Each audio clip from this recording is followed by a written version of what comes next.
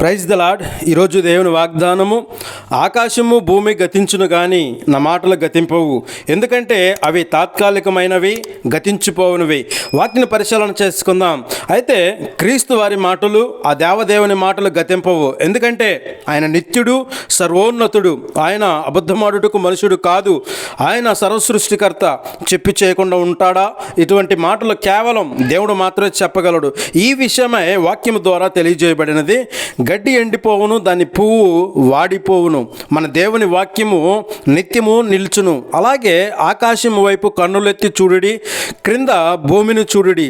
అంతరిక్షము పొగవలే అంతర్ధానమగును, భూమి వస్త్రము వలె పాతగిలిపోవును, అందలి నివాసులు అటువలే చనిపోవుదురు.